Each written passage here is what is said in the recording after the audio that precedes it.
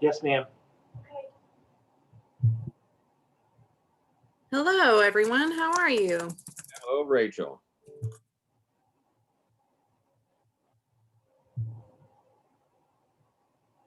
Hi, Rachel. How's it going, John? Good to see you. Thank you. It's good to see you too. It's good to. It's never normal, you know. Yeah. Did you guys have any power outages during this aspect of our craziness lately? Not here. That's good. We haven't had any. Really? We had one How yesterday about morning. Did you have any? We had one yesterday morning and it was just an hour, but I realized that I'm entirely dependent upon electricity for my morning coffee. Yeah.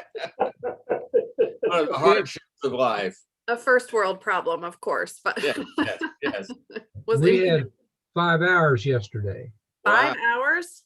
Yeah, we started with a rolling blackout and then ours didn't come back on, I guess, from what they said. And we were out from about 9:30 to, it was probably 3 o'clock before it came back on. Oh, goodness. I Whoa. bet your It was house getting got cold, I know that. Yeah. Well, we still have a few others that may be joining us. So I'm showing either side of 1 o'clock, depending on which clock I look at on my computer or on my phone. So we'll just hold on for another minute or two and see if anybody else joins us. Hi, Rachel. I've joined. Can you hear me? Yes, I can. Thanks for being here today. Oh, I wouldn't miss it. I'm glad my devices are all working. Are you at work today, Natalie? Yes, I am. Good. Well, I'm glad you could be here. Thank you.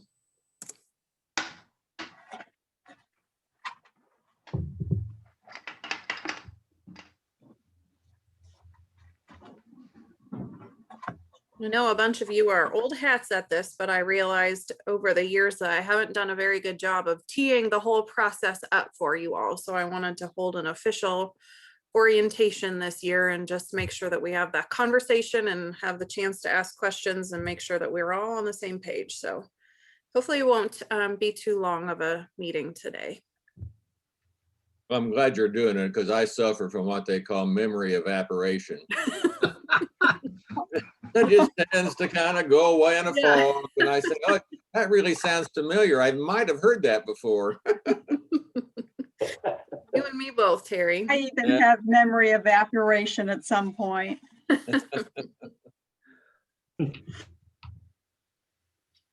So Rachel, did we get very many applications? For your scholarship, Natalie, let me look. We had over 300 total, which is right in line where we always end up. So I felt good about that even because we were using our new scholarship portal system. So you never want to launch something new and then have it not come through in the same, numbers that you normally have had. So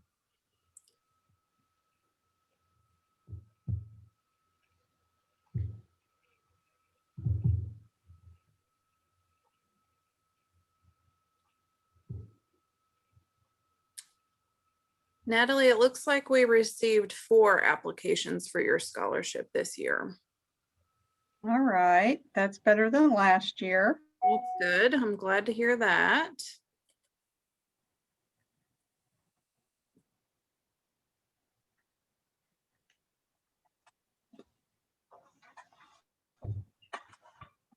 Hello, thanks for joining us.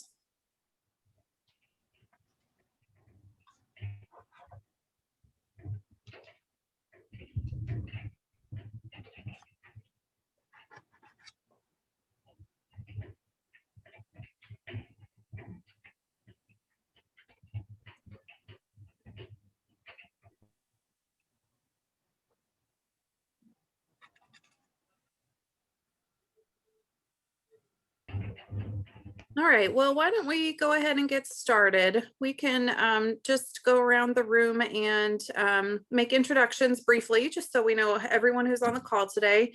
For those of you who don't know me, I'm Rachel Watkins. I'm the Director of Programs and Donor Services with Truman Heartland Community Foundation, and a big part of what I do for the foundation is manage all of our scholarship funds. So thank you all for your willingness to serve in this capacity. It's very important to our ability to manage donor-directed scholarship funds. So Terry, I'm going to call on you. You're on the top of my screen, so I'm going to call you out if you don't mind. Okay, I wondered where I was. I'm Terry Snap. I've been part of this committee and the advisory committee for some time, and I've really enjoyed it. I'm just a volunteer, presently involved with a project in Inglewood called Inglewood Arts, and doing other stuff and always doing the honeydew lists at home. So. Great, thank you. John, how about you? I'm John Schuler, and I am a consultant with the University of Central Missouri. I work with district continuous improvement. So I work with district superintendents and leadership teams on ways they can do data analysis and plan professional learning opportunities for their teachers. That's very targeted. So this is my, I think, third year or fourth year doing scholarships. I find it very satisfying. For those of you who've never done it, it's not one of those easy ones. You actually have to do some work. So yes. Lots of new learning because you're online doing stuff and everything, which I enjoy. So I'm glad to be back. Good. Thanks, John. Terry Landers, how about you? Well, I'm Terry Landers. I'm a retired school teacher administrator from Raytown School Districts. I volunteer in different areas. The exciting thing about dealing with scholarships is as you read them, even though you don't know these young people, but their aspirations of what they want to do and where they want to end up, and knowing that we can do something maybe to help them get there is very fulfilling. So I enjoy this part of it. Great. I agree. Thank you. James May, how about you? Yes, Jim May. I'm new to the group. I'm a real estate broker in Missouri and Kansas. I retired from the Missouri Lottery after 26 years. Last year's recipient of Citizens of the Year in Blue Springs. So I am, yes, interested in saying what I can do to assist in your scholarship fund. Great. Nice to meet you. Thanks for being here today. Kim Rome, how about you? My name is Kim Rome. I'm a division manager of the trust department at Blue Ridge Bank and Trust. Serve on the Truman Heartland committee regarding Blue Springs and Green Valley, and participated with Harvey House in the award of the Rachel House Scholarship, Rachel Hudson House Scholarship last year. Been involved in Rotary for more than 30 years and very active in the Rotary scholarship process. So it's an interesting opportunity to give away money to deserving people that has a possibility of changing their life. Good times. Great. Thank you. Matt Medley, how about you? Hi, my name's Matt Medley. I am owner of a brewery here on the downtown historic square in Independence. And I just love my community and like getting involved. And so this is my first go around with the Truman Heartland Foundation. So excited to be a part of something special. Thanks. Nice to meet you. Thanks for being here. Thank you. Natalie, how about you? I'm Natalie Seavey. I work at Centerpoint Medical Center in the accounting department. I serve on the Independent Sugar Creek Advisory Committee, and our family does have a scholarship at the foundation. Great. Thank you all. So I wanted to have this orientation just to kind of have the official conversation with you all about what the Scholarship Advisory Committee's role is. Here at the foundation, we manage over 100 active scholarship funds, and the majority of them are donor-directed scholarships. And what that means is that those folks who established the scholarship have requested to be involved with the review of applications and selection of recipients each year. And we're happy to accommodate that request from the donors.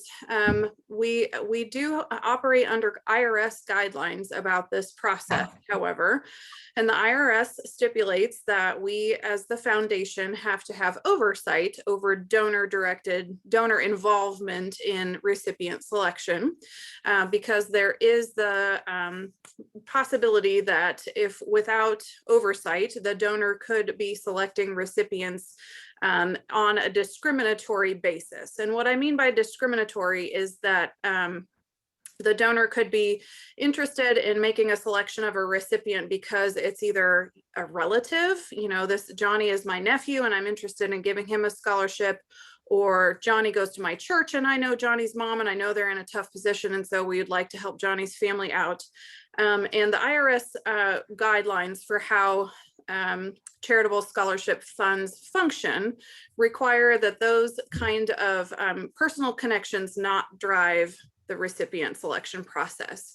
The recipient selection process has to be agreed upon between the foundation and the donors ahead of time and be based on a set of criteria that are non-discriminatory. And so common criteria for recipient selection include things like financial need, academic achievement, community involvement, career goals and aspirations, college majors and things like that. So that's really the framework within which we try to operate with these donor directed scholarships is agreeing upon a process ahead of time with the donor, and then just a written agreement between each of the committee members that this process will be done in that manner.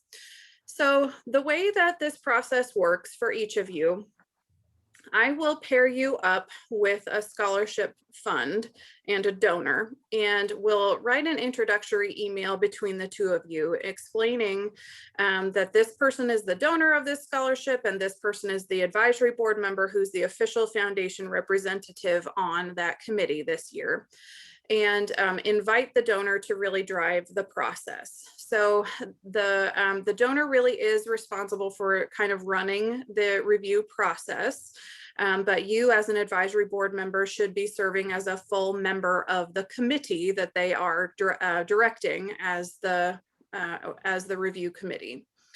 So in that introductory email, I will explain the process kind of as I've just explained it here, that, the foundation advisory board member needs to be a full voting member of their committee and involved in the reviews, and ask that you as an advisory board person, let me know personally if you are not hearing from that donor, if it seems like they are proceeding in a way that's antithetical to what I've just explained about trying to utilize the set criteria, that kind of thing. So you really are serving as our eyes and ears on these committees. So are there any questions about that part of the process at this time? It's kind of the, oh, go ahead. Natalie, did we lose you? I think I'm getting intermittent connection with my laptop, so Okay. sorry if I did get disconnected. That's okay. I can connect with you afterwards if you're having trouble, okay? So that's kind of the high level overview about why this committee exists. Terry, yes, go ahead. Just a question. I'm not a good example of what I said earlier, not remembering, but I'm assuming that this is a process where we, as the advisory board member, will expect to be contacted by the donor as opposed to us to initiating contact. Yes, that's exactly right. So in that introductory email, I will ask the donor to connect with you and involve you in their committee's process. So they should be reaching out to you and contacting you and letting you know how they plan to move forward with their reviews for the year. So during the normal times, I always invited the donors to reach out to you and set up a coffee date if they wanted to get to know you and share the details of their scholarship. I know that for many of our scholarship donors their memorial scholarships. And so the story behind that scholarship and why it was established is very important to them. And they feel like it's important for everyone who works on that committee to know the story behind it. And on the flip side, there are other donors who really aren't interested in sharing those details with the advisory board members and getting to know you, and would prefer just to hold a conference call or an email exchange about reviews. So it really is the donor driving the review process and you all serving as a member of that committee. So your responsibility is not to be in charge of the process, but just to serve on that committee. Does that answer your question? Yes, it does. Thank you. Okay, sure, absolutely. Yes, Terry Landers. How many contacts would we be involved with? 5, 10, 1? Great question. So typically each of you only needs to serve on one committee. So there will be one scholarship fund that you are working to review. And it just depends on which scholarship it is, how many applications for that scholarship you end up needing to review. But typically each of you is only put on one committee. So you just have one fund to review with that committee. Would there be then a situation where it could be just the donor, one person, and you on the committee, or are they expected to have more than one person evaluate the applicants? That's a great question too. The expectation per the IRS guidelines and the direction that I give to each of the scholarship donors is that donors or their family members may not make up a majority of the committee. So typically we would say that it would be the donor person, the advisory board member, and then a community volunteer, you know, someone that they work with or a connection through their church or something like that to balance out the committee so that the donor's family and their role is not outsized on that committee. So it needs to be balanced with an advisory board member and then at least one other member of the community. So 3 is typically the smallest we would ever go. Thank you. Yes, over here. I was just, Rachel, I was going to give a real life example just to give a little insight, because I did serve in this capacity last year. And as I said, I was with the Rachel Hudson House Scholarship. Number wise, I'll tell you, we had probably 35 applicants for that scholarship. Every one of them were deserving in one form or another. I probably spent more time than was necessary, which is kind of my mode of operation. And that's why I reviewed every application. This was at the beginning of COVID. So I did that independently of any interaction with Harvey House. Mm-hmm. But he and his family were doing the same as the donor portion of this equation. And I did a matrix, and I came up with a scoring system, and I came up with my top 3 recommended. If I was king and I was granting the scholarship, these were my top 3 of 35. And you know, if they'd used the bottom 3 of the 35, they would have been equally deserving. It is a faith-based scholarship criteria in part.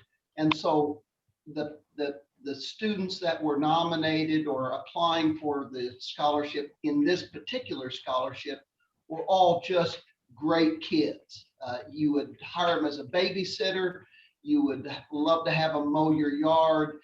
You'd love to be able to give them $2,000 to go to college with. They're just all really great kids, and there was not a mistake to be made in that particular fund.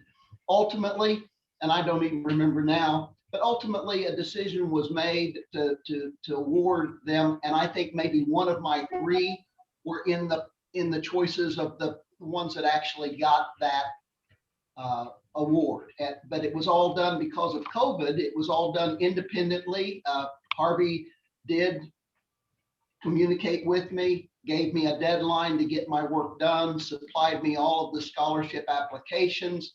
It took me a week to work my way through 35 of them and then get back to him with my input on that. We had a telephone call to discuss his review and my review.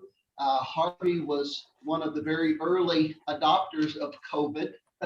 I say that with some degree of humor because he was sick during this process, he and Lois both, Yeah. back in March and April of 2020. So my contact with them was somewhat limited, but got done. It's a good process. And as Rachel indicated, you know, my role as the committee member was to make sure that that the rules are being applied and that there's not favoritism or family members or some kind of undue influence in getting the scholarship monies to an applicant. And you know, so long as everybody's doing their job, the system worked very well. So that's an example of my experience with that one scholarship fund. And I know it will differ greatly depending upon the scholarship fund and the amount of money involved and all of that process. But I made it more work than it probably warranted. But that's kind of a worst case scenario for you. It's a matter of just making sure that these kids are getting a fair shake in the review process. Yeah. At least that's the way I approached it. Absolutely. Thank you for your comments. It sounds like that was exactly the perfect example to utilize in explaining to you how all of this should go. So his comment about the evaluation matrix is a good pivot onto our next topic. So I am going to share a screen with you all so that you can see.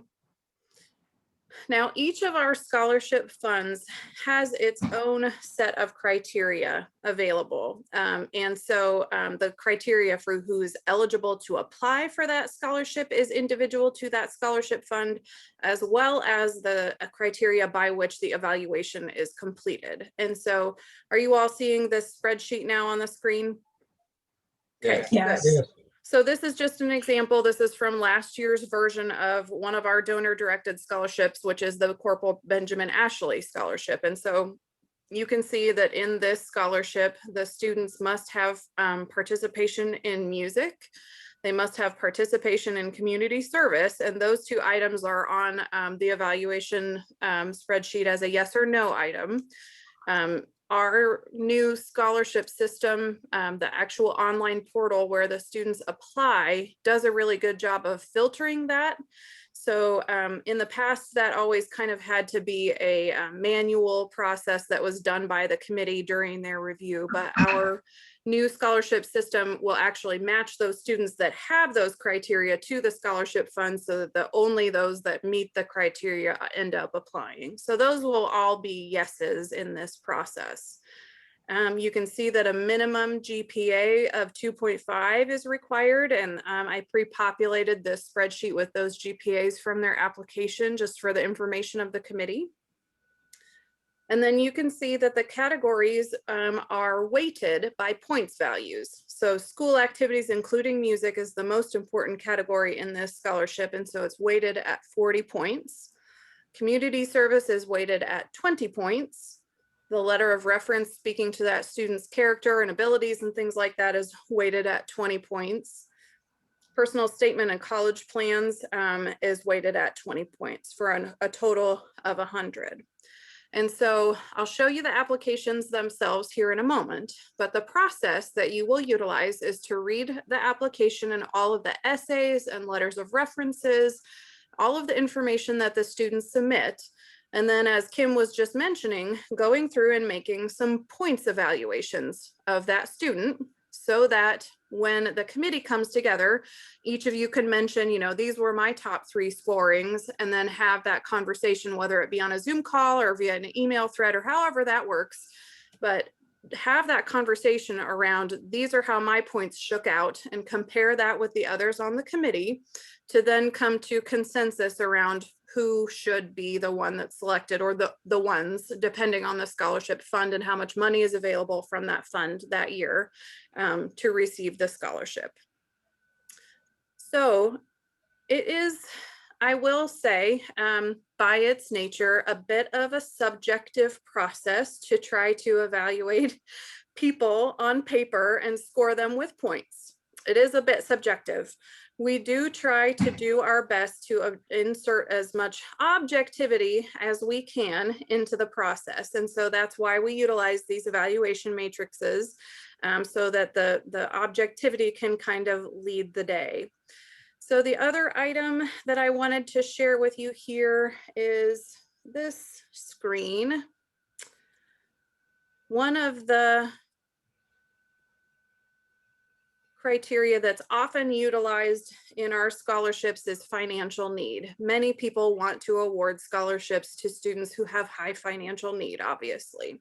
Some do not, like the Benjamin Ashley that we just reviewed didn't have financial need as a criteria, but many of our scholarships do. So this piece I want to share with you is the FAFSA student aid report.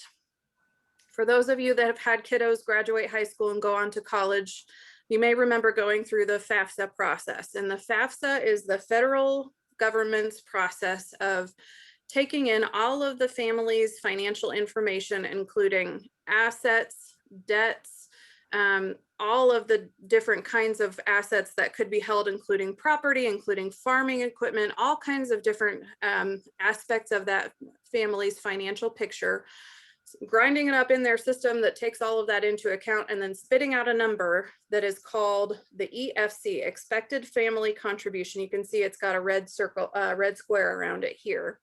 This is actually a dollar amount. It's a little bit confusing in the way that it's presented because it doesn't have a dollar sign or commas that make it look like a dollar amount, but this is actually a dollar amount. And so in this example that I'm showing you, this student's family came up with an expected family contribution of $7,348 for that student's education for that year. So EFC it's a good way to compare one student against the others because it takes all of the same information from each family and spits out this number based on the federal government's formula. So the guidelines about using EFC to judge financial need from the scholarship industry kind of say that about up to $12,000 is a median income family.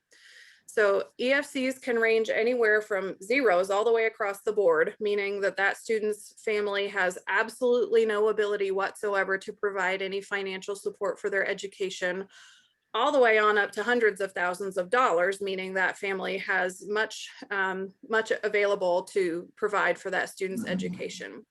So that $12,000 mark is really what the industry around scholarships consider to be a median family.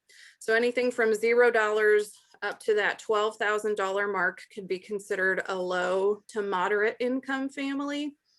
And then anything from $12,000 on up could be considered moderate on up into those high income families that have lots of available assets to help provide education for their student.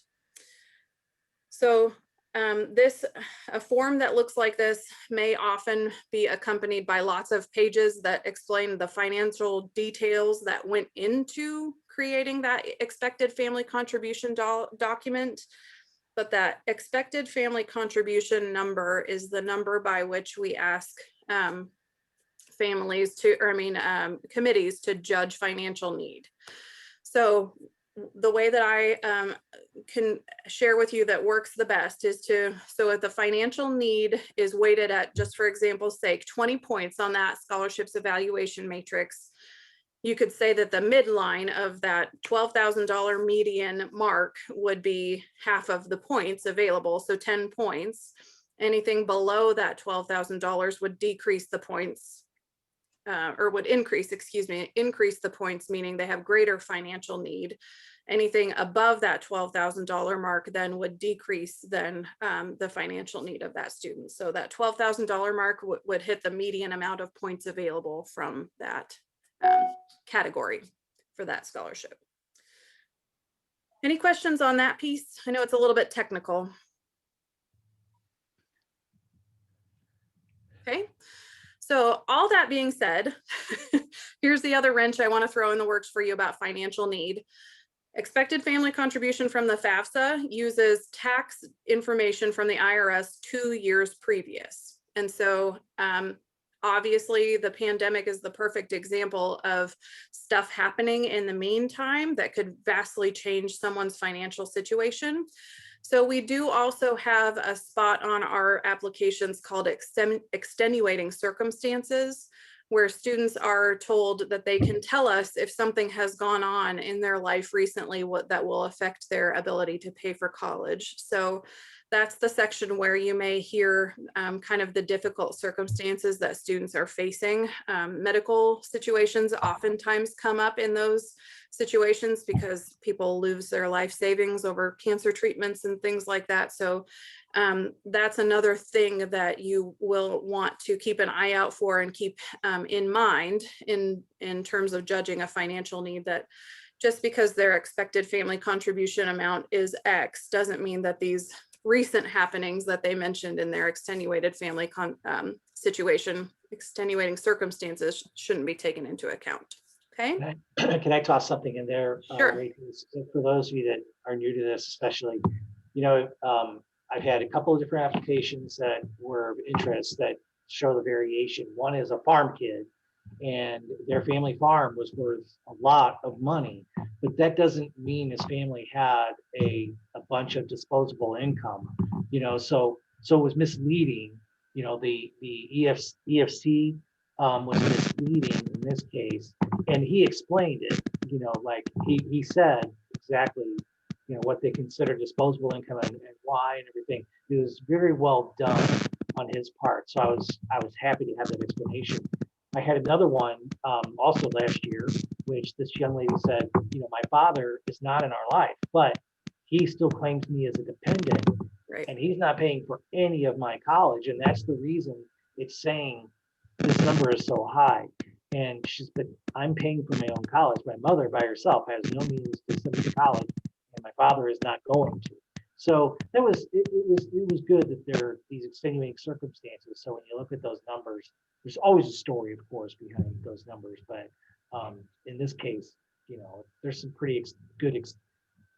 I mean, good, not good as I don't mean good, but pretty informative extenuating circumstances. Yeah, that's a great point. Thank you for bringing that up. And the farm equipment example is something that's really important to mention, that the EFC calculation truly does take into account that family's total assets. And so farming families, we have one scholarship that is was established by the proceeds of a sale of a family farm after the woman passed away. And so it gives preference to students who are interested in agriculture, pursuing agricultural careers. And so they come from farm families, you know, and so we heard that extenuating circumstances on several of the applications, that like, we can't sell the combine to pay for my college. And so that, you know, combines are $400,000 or $500,000 pieces of equipment. And so those assets may or may not be liquid and available to help finance the student's education. So anyway, thanks for your comments there, John. That's a great point. So moving on then, I am going to share with you all an actual scholarship application so you can see everything that you'll be reviewing. These, I will not assign these to you all to review through our scholarship portal. What you will be receiving is PDF documents of these scholarships just to open up on your computer, and you can either print them off or just read them on your computer, however works best for you. I also always want to offer as well, if you need for me to print off a packet of the scholarship applications, if you are not comfortable reading on the computer and would prefer to be mailed a set of the applications, I'm happy to do that for you as well. So just let me know what you need. But this is, so back to my example for the day, Corporal Benjamin Ashley, that we just looked at the evaluation matrix for. This is an application from one of our sweet Youth Advisory Council students, Hadley. So the first portion of the application just has to do with general information about the student. So she enters that she's female. She gives us authorization to bing her with a text if we need anything from her. If you guys work with kids these days, you know that they don't read email really. So texting them is the easiest way to get a hold of them. So that's why we ask them that. She entered that she is graduating from Truman High School. Graduating high school senior, here's her graduation date. Here's an extenuating circumstance. Her father no longer has a job. Apparently he's lost his job recently. So that will be something to take into account when looking at her financial situation. Down here are a bunch of interests, activities, and characteristics that may be of interest to you, but are functionally within our scholarship portal system used to match students to applications that request students interested in those things. So that's why that is here. Same with this set of questions. They are specific to the scholarship funds that we have in this application and want to match students to, in addition to the residency question.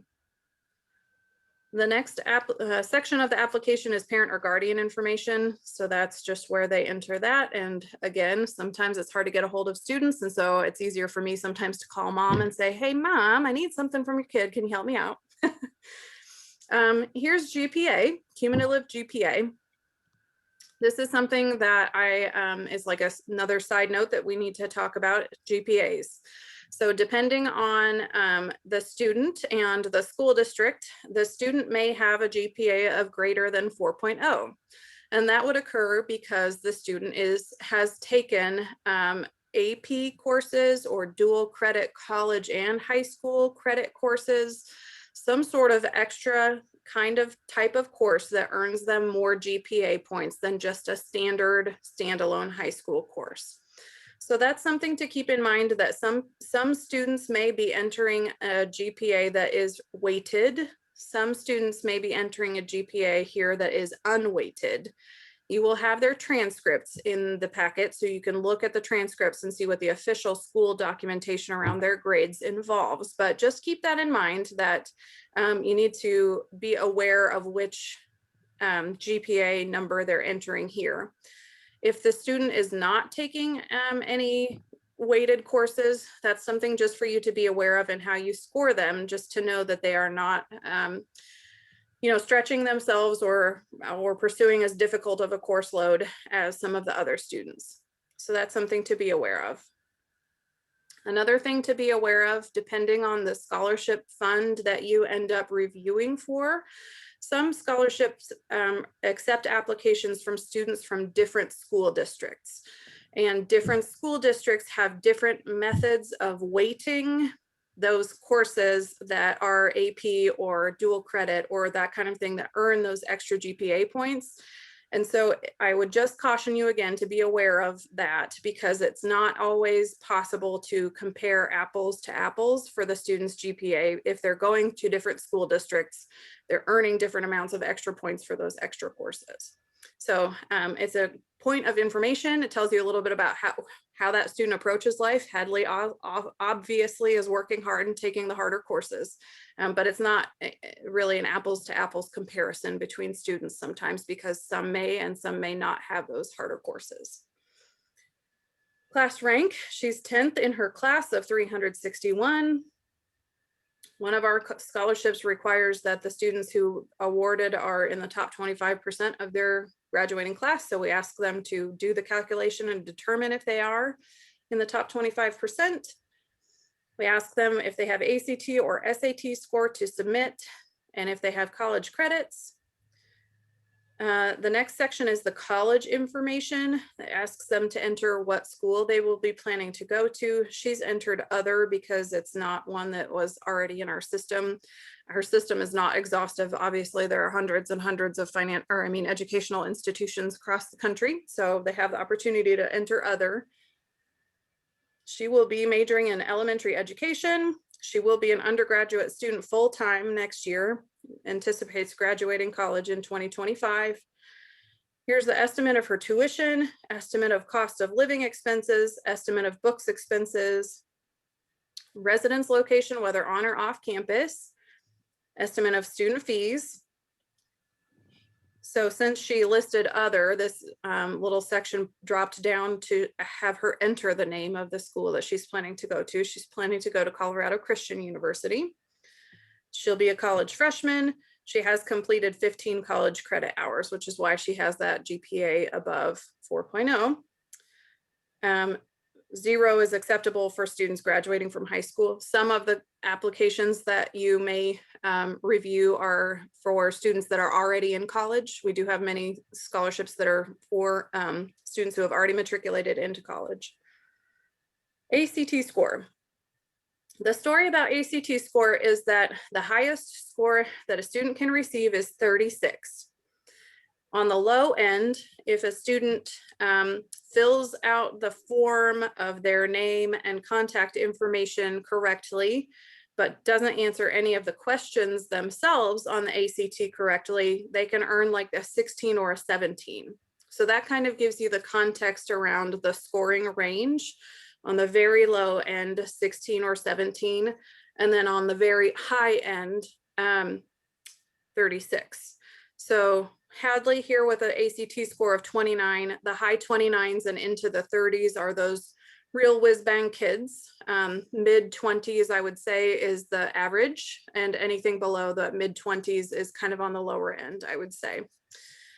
All that being said, the higher education field is starting to acknowledge that some students do not do well on standardized testing, and that standardized testing and the ability to do well on standardized testing does not necessarily mean that the student has a good work ethic or any of that. So take it with a grain of salt. It doesn't mean that the student will be successful if they don't have a good work ethic, if they got a high ACT but not willing to do the work. So again, kind of a subjective process here. So down here in this additional information section is where the student has uploaded some documents for us, including a resume, including a FAFSA, and I'll show you what those look like here in a moment when I'm done scrolling through the application itself. Then also a personal statement or an essay is something that the students have to submit for many scholarship applications. And that's kind of where you typically are able to get the picture of the student and their career goals and things like that for those scholarships that have career goals or future plans or something like that as a part of their evaluation matrix. And then letter of references are also part of many of our scholarships. And so I will hop into those documents just to show you what those will look like. And again, you will be receiving just a plain PDF document that you won't have to navigate to these documents. I'm just showing you from our portal today. So here is the resume that Hadley submitted as part of her application. Obviously, resumes look different from one person to the next. And so some people may have really nice, slick resumes like Hadley. Some people may just have a Word document that lists some of the activities that they've done. So that is open to your evaluation about how you feel about that resume. Then here's this FAFSA document. Remember, we talked about that. So you can see the EFC for Hadley's family. They're expecting $57,000 worth of family contribution for her year in college next year. Balance that against what she already told us in the extenuating circumstances section that her dad lost his job. So again, it's kind of subjective. You have to use your best judgment for how you make a points assessment of that student's financial need. Here's her transcripts. COVID has forced us to adapt to everything. Obviously, one of the things that we had to do to change up our process a little bit was ask students, rather than submitting transcripts from this fall semester that just ended at the end of 2020, we had to ask students to submit transcripts from the end of May 2020, from spring semester 2020. Reason being, the fall semester 2020 was delayed so long due to COVID. Didn't get started until, the middle of September, that many high schools didn't get done with their fall semester until after the holidays. So they were not going to have access to their fall transcripts yet by the time our due date came. So the grades that you will see will be up through May 2020. So that's a little bit different this year. And then here's an optional letter of reference. Letters of reference, some reviewers of scholarships feel like they're very helpful in terms of getting a feel for the character of the student. Some, on the flip side, feel like they're not really helpful at all, because if the student requested that someone send them in a letter of reference, it's going to say nice things about them just sort of automatically. So that's up to you as well. Each reviewer has your own process. And here's another letter of reference. So that's kind of just the example of what the application packets that you will be reviewing will have for your work in terms of trying to assess that student. So in terms of addressing the subjective nature of this process, I will say, back to what Kim mentioned earlier, the process really does work. Utilizing the evaluation matrix and having those conversations around the table about the top 2 or 3 candidates or whatever really does allow those students that meet the criteria, that best match the criteria for that scholarship, to bubble to the top. And then those conversations can be had around the table about who the determined winners will be. I would just counsel each of you to come up with a process that works well with you, and be consistent in that process of evaluating the candidates throughout the whole pile of applications that you are reviewing. Now, the Rachel House Hudson Scholarship that Kim reviewed last year is always kind of a high number of applications. So he had to do 35 applications. I just mentioned to Natalie, however, that her family's scholarship only had 4 applicants this year. So there's really a wide range of number of applications that you may be responsible for reviewing.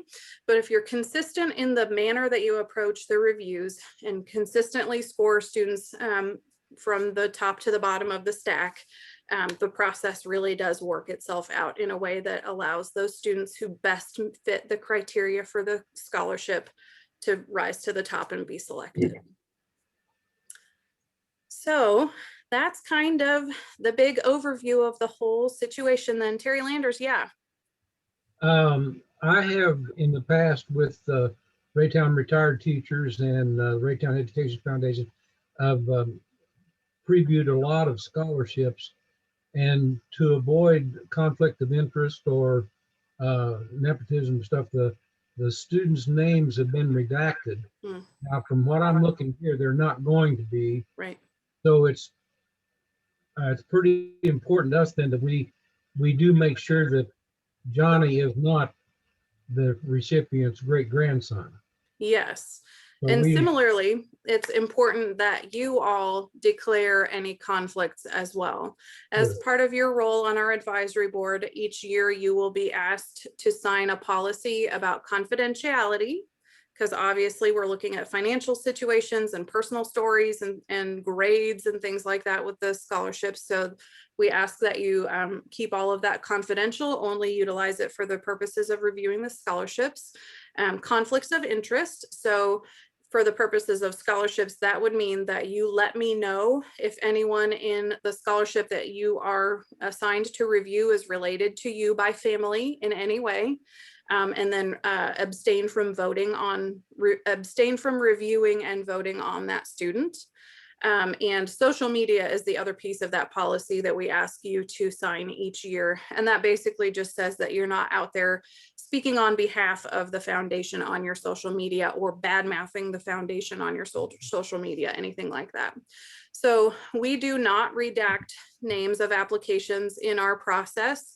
We acknowledge that you all as involved community members may know some of these students. And so long as it's not someone who's related to you by family, we don't have a problem with you reviewing applications for students that you know socially or have connection to in one way or another, as long as it's not a family connection. Again, just would ask that you make sure that you are consistent in the way that you're reviewing them and not giving any sort of undue advantage just because you know that student. Okay, good question. Any other questions? Comments? Great. So I have a question, Rachel. yes, go ahead, Natalie. So what kind of a time frame would we be on for reviewing the scholarships and having our final decisions? Yes, great question. We will be making these assignments between now and the end of February, hopefully able to get all of these out to the door to you all in the next 2 weeks or so. And then we would ask that you turn around and get those reviews done by the beginning of April-ish. I'll send you an exact date in the email that I send with the assignments and the applications and everything.